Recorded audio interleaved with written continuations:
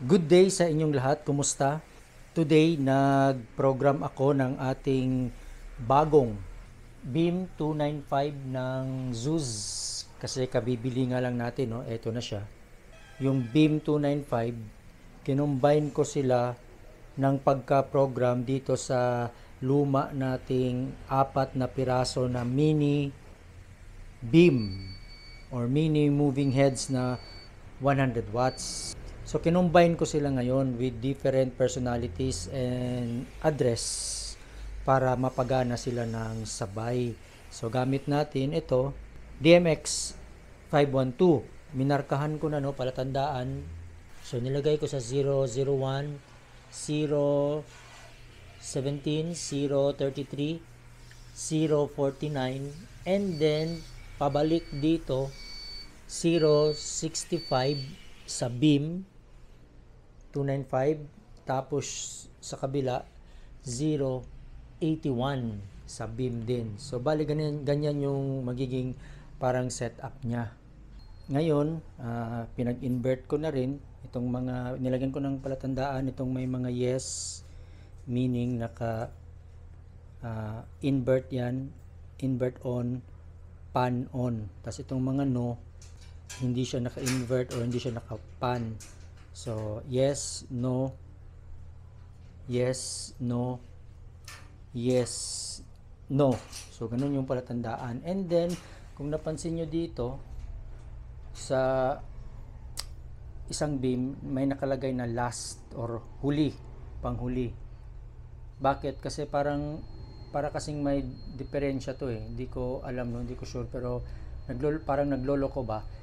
What I mean is, halimbawa, dito, sa DMX, nag-out, tapos ang unang pasok niya dito, naka-in siya dito, tapos mag-out, mag-i-in dito, mag-out, mag-i-in dito, mag-out, mag-i-in dito, mag-out, mag-i-in dito, and then mag-out, mag-i-in dito.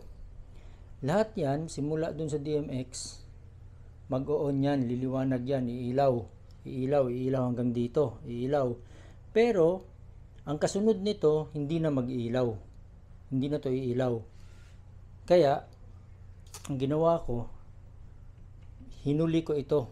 Ganun din kung dito tayo nagsimula sa DMX, tapos ang unang pasok natin is dito, mag-i-in, tas mag-out, tas mag-i-in siya dito, itong sa may diferensya na ito, tas mag-out siya dito, hindi na to iilaw. Ang iilaw lang itong una, tsaka itong parang may diferensya. So, kaya ang ginawa ko siyang panghuli. So, kahit saan ako mag-start, like halimbawa dito, from DMX, pasok ko siya dito, labas dito, pasok dito, pasok, pasok. Pagdating sa kanya, skip dito, siya ang panghuli na daisy chain. So, kahit saan magsimula, from DMX, kapag dito rin magsisimula, tapos dito, dapat hindi dito ang kasunod, itong sa may diferensya. Dapat either dito or it's either doon, kahit saan, basta siya ang panghuli para lahat sila iilaw, kasi nga parang may diferensya ito. So basta nilagyan ko siya ng palatandaan, panghuli, last. Testing natin sa labas. Simpleng programming lang ang ginawa ko, very basic, pang beginners kasi hindi naman din tayo expert sa pagpaprogram ng mga ilaw. Nakapag-setup na rin tayo sa wakas, no? Pero pasensya na kayo sa ingay ha, kasi yung car wash natin, ayan, no? Makina ng car wash, so meaning may nagka-car wash din sa labas. So maingay, pero naririnig nyo naman din siguro, no?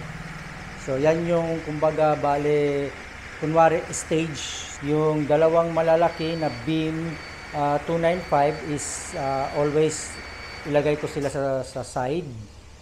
Tapos yung mga maliliit na mini beam 100 watts is nasa gitna. And then dito yung controller natin, DMX. So bale dito sa controller natin gumamit pala tayo ng ito, yung ating audio DMX. Pinatakbo natin dito, cat 8 shielded wire, yan. Tapos sa gitna niyan or sa likod niyan, ito din yung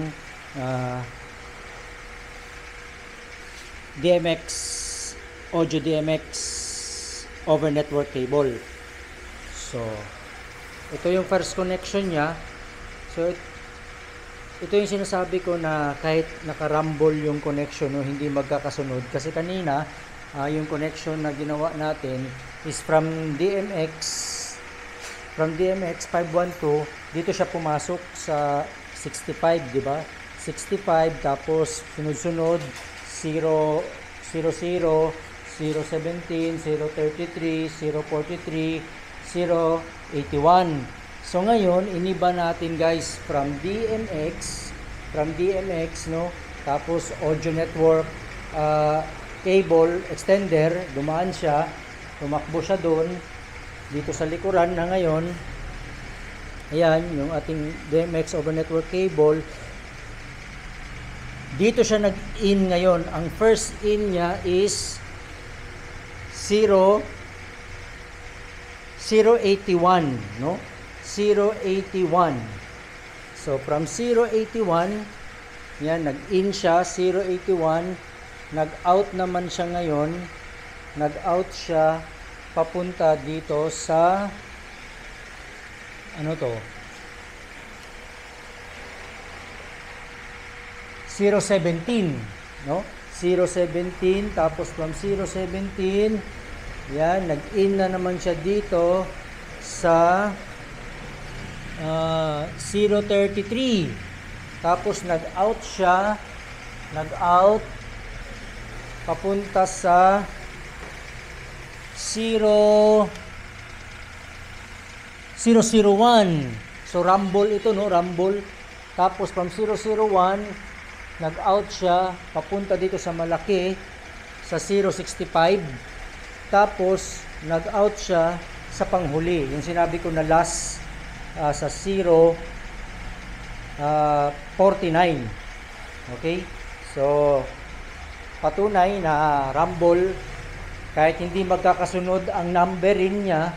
So dito siya nag-stop sa 049 last. So parambol, no, nirambol ko yung pagka daisy chain, hindi siya magkasunod, pero pwede pa rin. So on natin, yan, on,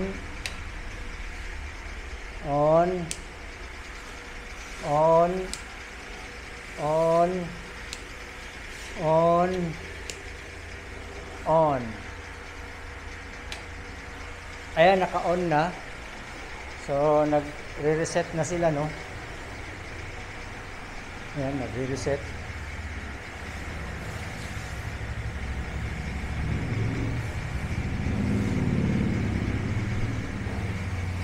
So ayun, may humabol pa.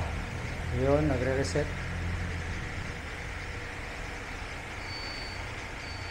So ngayon, punta tayo dito sa ating DMX. Yung DMX naman ang ating i-on. Ayun, nag-on na ang ating DMX. So ayun, oh, umilaw na siya, di ba? Umilaw na siya, guys. Yun. So umilaw siya lahat, no? Patunay na kahit magkakarambol yung pagka daisy chain, hindi magkakasunod-sunod. Kasi kanina dito tayo, yung pinakita ko kanina dito, pag ganun, pag ganun, 'di ba? Tapos pag ganun, tapos dito yung huli, dito yung 49. So ngayon, dito tayo nagumpisa, dito, tapos dito, tapos dito, tapos tumakbo tayo dito, tapos pumasok dito, tapos gumanon. So nagrumble yung ating daisy chain, pero gumana pa rin yung ating mga moving heads. Umilaw sila lahat to. So patayin ko yung ilaw, guys, ha. So ayan, para maliwanag lang mamaya. O siguro patayin ko na rin din yung ilaw dito. Dalawa kasi yung ilaw, eh. Yan, so maliwanag pa rin, no, kahit wala ng ilaw. So ngayon, magsasample tayo. So dito sa aking DMX, no, ilawan ko na lang din siguro ulit para makita ko. So dito sa ating DMX, ilalagay natin sa auto, auto. Yan, naka-auto na siya. So ilalagay natin yung speed. Yan.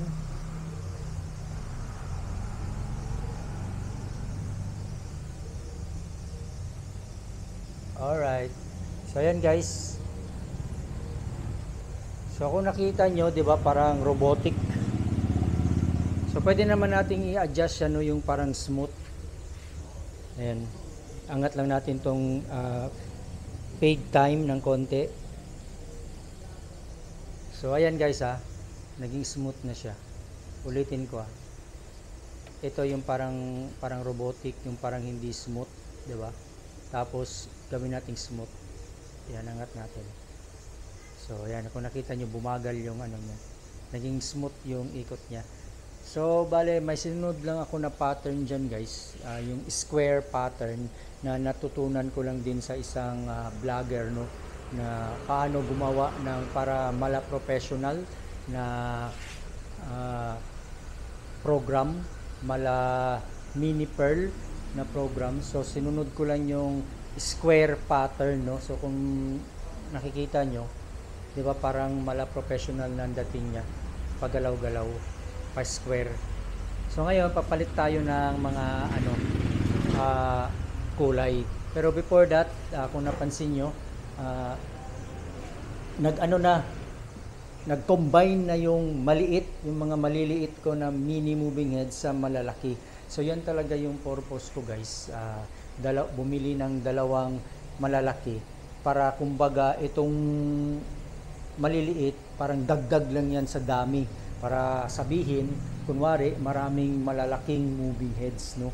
So sa actual setup, sa malakihang setup natin, pwede natin ilagay lahat yan, tapos kunwari ang kalalabasan parang maraming malalaking moving heads, pero ang totoo dalawang malalaki lang, tapos yung maliliit kumbaga salimpusa lang yan, pero hindi na masyadong halata kasi maliban na lang, no, kung talagang mindful kayo, nagla-lights and sounds din kayo, mahalata. Pero yung parang normal person, kumbaga hindi na nila masyado yan papansinin kasi maliwanag din naman yung ating maliliit na mini moving heads kahit papano, kahit 100 watts lang siya, maliwanag siya, tapos nadagdagan ng malalaking beam 295 na mas maliwanag. So kapag ipagsabay mo silang anim, so parang maraming malalaki, no.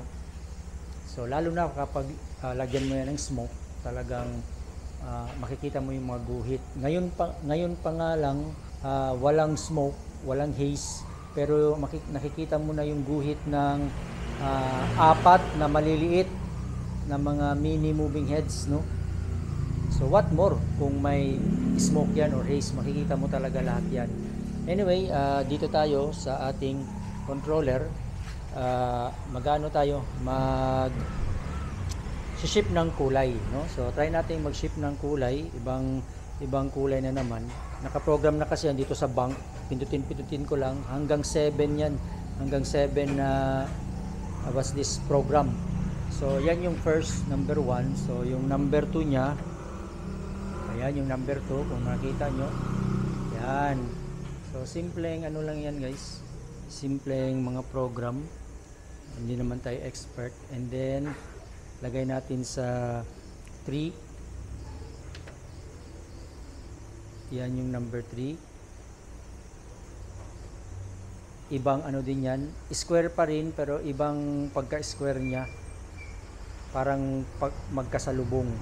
Tapos lagay natin sa 4, yan, strobe, meron tayong strobe, no? Tapos lagay natin sa 5. So yung 5 natin is puti na umiikot pabilog, no. So may nagkarwas na naman, pasensya na sa ingay. Tapos number 6, lagay natin sa number 6. Yan, different colors pero hindi siya umiikot, no. Tapos number 7 panghuli, different colors pero ano siya, yung umiikot. Tapos binuka natin yung parang prism niya. So gawin natin smooth kasi hindi naka-smooth, no. Ayan. So napansin nyo naka-smooth na. Ito yung hindi naka-smooth, ang bilis ng ikot niya, parang robotic. So gawin natin smooth. So ayan guys. So ano na siya, maganda yung pagka-transition niya kasi smooth na smooth. So yan lang yung ano natin, no.